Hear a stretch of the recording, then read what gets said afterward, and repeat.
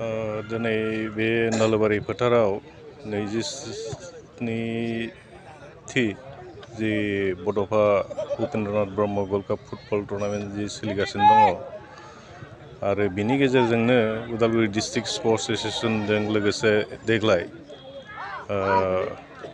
Udalguri district बड' student इउनियनाबो लोगो लाफानानै दिनै रायजोनि गेजेराव बे गेलेनाय बादायलायनायखौ जोङो लाना फैनाय जादों आरो बे दिनै माने गिबिसिन सेमिफाइनाल खेला जागासिनो दङ आरो बे खेलाखौ जाफुंसारनायाव उदालगुरि डिस्ट्रिक्ट बड' स्टुडेन्ट इउनियननि जि हेफाजाब बे गमामायैनो बाख्नायथाव आरो बिनि गेजेरजोंनो दिनै जोङो गाजा गोमजायै बे टुर्नामेन्टखौ खुंफुंनो हादों आरो आसा खालामदों जि आरो नेक्स्ट खेला मोननै दङ सेकेन्ड सेमिफाइनाल आरो फाइनाल बेयावबो जोङो मोजाङैनो बे गेलेनायखौ जाफुंसार होनो हागोन होननानै जों सानदों आरो बे जि फाइनाल मेट्स आरो क्लजिं सेरेमनि बेवहाय जोंनि बिटिआरनि चिफ मानाव गेदेर प्रमद चन्द्र बर' बिथाङाबो बेवहाय गाहाय आलासि महरै नुजाथिफैगोन आरो बेबायदिनो जोङो बे 27थि जि अल इन्डिया बड'फा UN ब्रह्म गल्ड काप बे गल्ड कापखौ जोङो मावफुंनो थाखाय जोङो हाबाफारि आखायाव लाबाय आरो बे खेलनि गेजेरजोंनो जोङो बे ओनसोलनि जिफोर गेलेग्राफोर दङ बिथांमोनखौबो जोङो माने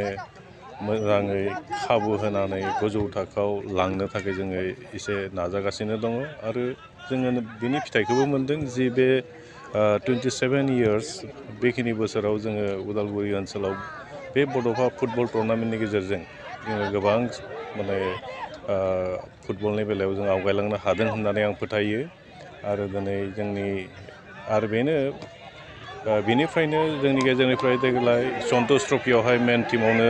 साथाम जोंहा गेलेग्राफोरखौ जों दैथायहरनो हादों आरो बेबायदि जोङो दैथायहरनो हानायनि जाहोनाव जोंनि नैबे बड'फा UN ब्रह्म गल्ड काप बे फुटबल टुर्नामेन्टआबो निस्सय गोबां माने बिहोमा दङ होननानै आं फोथायो आरो आसा खालामदों इयुनावबो आरो गोबां बेबायदि नेसनेल इन्टारनेसनेल प्लेयारफ्रा फैनानै बेवहाय गेलेयो गेलेनाय बिसोरनि आर्टफोरखौ नुनानै जोंनि गोबां गेलेग्राफ्राबो गोबां बेबायदिनो सोलोंनो नाजादों आरो बेबायदिनो जाफुंसारनायखौबो जों नुदों होननानै आं फोथायो आरो जायनि जाहोनाव जोङो उदालगुरि डिस्ट्रिक्ट स्पर्ट्स एस'सियेसननिफ्राय जोङो साथाम गेलेग्राखौ एबाराव सन्तोष ट्रफि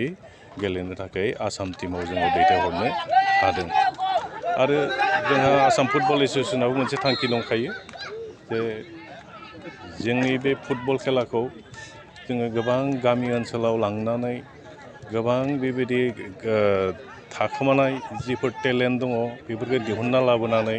बेबायदिनो नेसनेल इन्टारनेसनेल लेभेलाव एक्सप'ज खालामनाय बेबायदि मोनसे हाबाफारि लादों आरो बेबायदिनो जोंनि आसाम फुटबल एस'सियेसनाबो अल इन्डिया फुटबल फेडारेसननि गेजेरजों मोनसे टेलेन्ट हान्ट मोनसे लादों आरो नोंथांमोना मिथिगौ दाखालि बावैसो क'क्राझार आरो आरो आपार आसामाव बेबायदि मोनसे केम्प जालांदों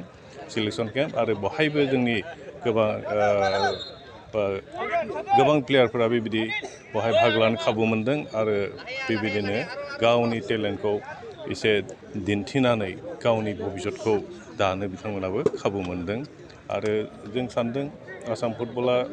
नैबे 1.5 बोसोरसो कभिड-19नि थाखाय गोबां खामानिखौनो मावनो हायाखैमोन गथै स्टेडियामफोरखौ अल इन्डिया फुटबल फेडारेसन आरो सेन्ट्रेल गभर्नमेन्ट गासैबो बिसोरो ताला बन्द खालामना दोनदोंमोन खिन्थु दायो एसे बे तालाखौ खेवहांदोंसै आरो थेवब्लाबो दिनैसिम स्टेडियामफोरखौ बिदि अपेनलि माने खेलाफोर बायदिसिना गेलेनो बिदि पारमिसन होआखै नाथाय कभिड प्रट'कल जि माने SOP दङ बेखौ मानिनानै खेलाफोरखौ खुंफुंनो थाखाय बबेबा माने टुर्नामेन्टफोरखौ बेबायदि पारमिसन होनाय जादों आरो आसा खालामदों आरो फैबाय थानाय बे माने 2022 मायथाइयाव आं सानो जे गथै स्टेडियामखौनो सरकारा माने खुलिनानै होगोन आरो गेलेनायनि बे हाबाफारिया गोबां बिदिनो सिगांनि बायदि जाफुंगोन आं बेखौनो माने सानो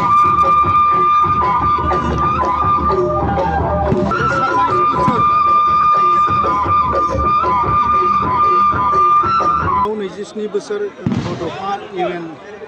गल्ड काप फुटबल टुर्नामेन्टखौ उदालगुरियाव फाथिनाय खार'नाव गोबां जोंनि गेलेगिरिफ्रा गोजौ थाखोनि खेलाफोराव बादायनो मोनबाय बा बेनि माबाफोर बिदिन्थिफोर जोंनि गेजेराव दङ नामा? बिदिथ' दङ, जेरै नोंथांमोना मिथिगौ दि जे उदालगुरि डिस्ट्रिक्ट स्पर्ट्स एस'सिएशननि जानानैनो नोंथांमोना मिथिगौ सासे इन्टारनेसनेल प्लेयार दंमोन, बिथां सामुएल बाग्लारि हरिसिंगानि।